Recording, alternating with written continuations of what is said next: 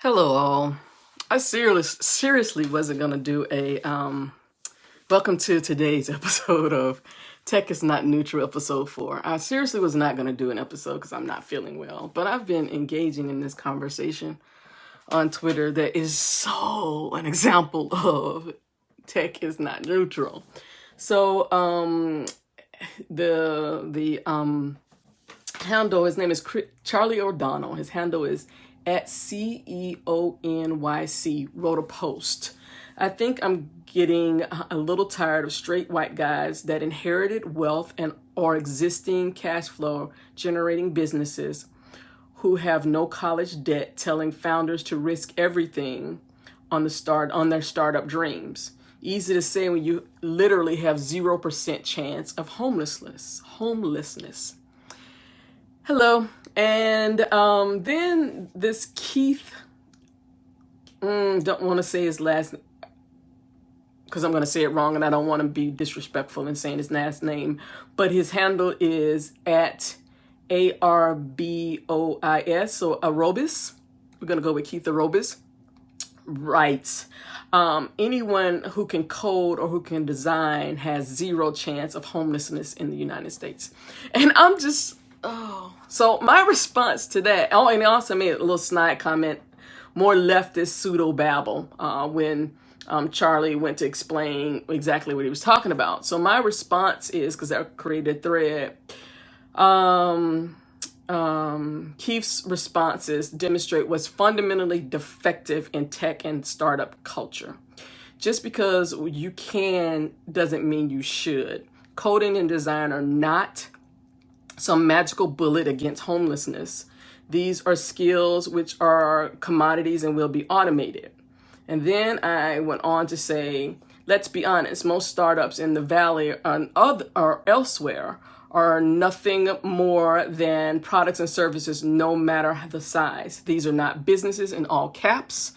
Nor are these individuals capable of building the business structures needed to ensure that they scale, evolve, and recover. So Keith's response to me was, and so many white dudes have like this, it is literally silly to advise people who are software engineers to ignore starting a company because they might become homeless.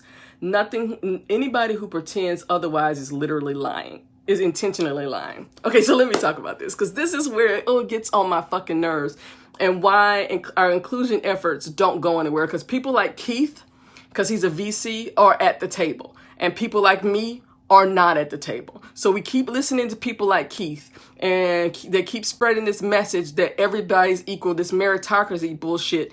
And all you need to do is learn to code. If you know how to code and design, you're great. If you're black, brown, LGBTQA plus, disabled, senior citizen, a whole bunch of other shit, poor, it doesn't matter how proficient you are in coding. Let's talk about how hard it is to get a fucking job in the first place and keep the job without having to leave for toxic ass reasons. And then, just because your ass can code does not mean you know how to build a business, as we're seeing every day with Twitter and the Facebooks and all these other companies that are causing harms to communities, that are selling our damn data, all these things. And it's, we didn't intend to cause harm, not thinking about risk management, all these other issues. You sitting back, it frustrates me to no end. And this is why I have a problem with how we define the word technical. Technical is not just people who know how to code.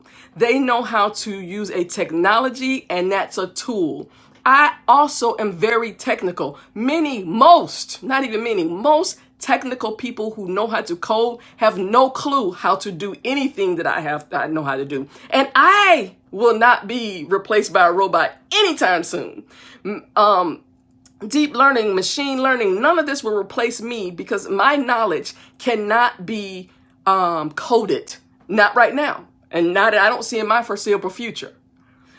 And so to continue to, and so this what pisses me off about this whole thing with these statements, because Charlie said, he was very clear, he's tired of straight white guys that inherited wealth or existing cash flow generating businesses. He was speaking to specific white guys, specific people who have wealth, specific people who have inherited successful businesses telling your average person, oh yeah, your coding skills are all you need, or hey, just do that. Is a fucking lie. That is a lie. They have no student debt, no student loan debt. They have all these things that play into what makes a person a great candidate for being not a great. Let me take that back, because there's never a great. Well, unless you're one of these guys, it's a great time to be an entrepreneur. But a more feasible things. There are things you have to think about, and it's not just can you code or can you design. And I kept telling, although he kept making it about homelessness. The initial thing was not about homelessness. It was saying it's easy to say that when you literally, these individuals have zero chance of being homeless. I love how people just take something and twist it around and make it seem like something else when that was not what the initial conversation was about. So it just, what it demonstrates to me, what Keith and all the people who are liking his responses demonstrate is what's the problem with tech and startup cultures. You have these gatekeepers, you have these individuals, and most of these individuals are not the inherited wealth or the existing or inherited wealth or an existing company. What they are white dudes who get a chance, who are able to tap into networks that a lot of people aren't able to tap into. So let's be honest about that. I'm sick of people acting like there is this meritocracy. All you have to do is have some skills and you can get in. This is bullshit. If you can't see that in 2019, you should not be running a business. You should, and that's also a thing. Mr. Keith is a VC, and what he won't tell you is, and why I want to democratize business school education, is because he as a VC has the educational and experiential background to come in and turn a product or service into a business. And so that's why VCs demand so much of your company and can put you out of your company because they recognize, oh, this is a great product or service. These people don't know how to make this into a business. So let me come in and I'm going to take part of your company so I can give you my expertise. That's what this is.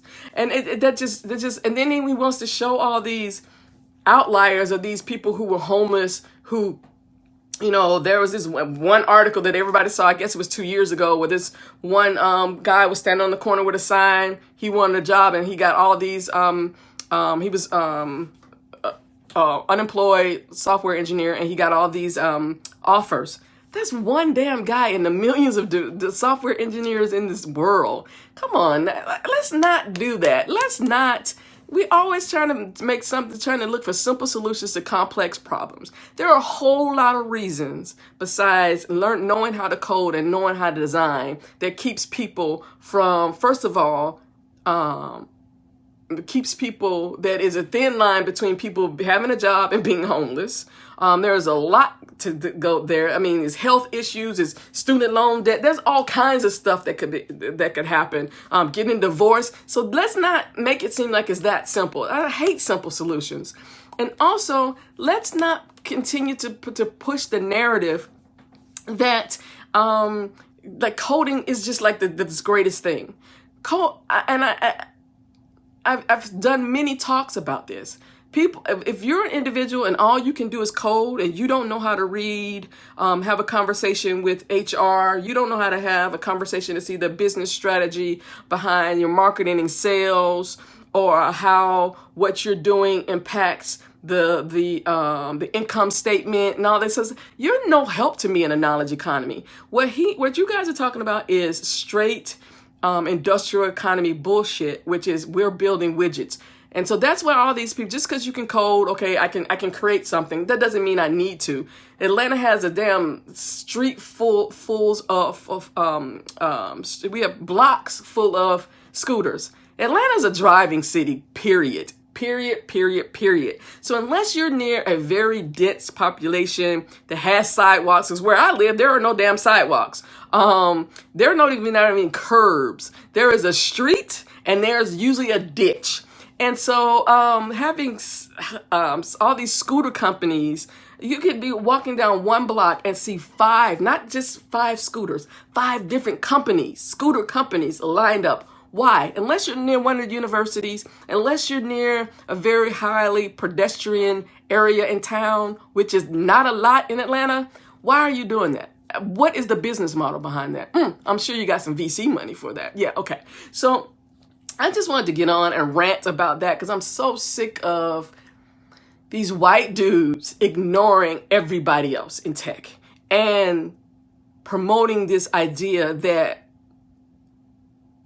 other people who are new to tech, who in these marginalized and vulnerable, underrepresented communities will say, oh, that's how they did it. And see, they'll go out and they will leverage everything. And you don't have the networks to these.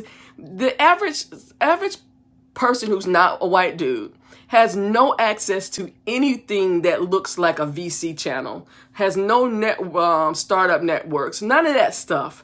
So let's just stop pretending that we're all playing the same game by the same rules at the same pace, because we're not.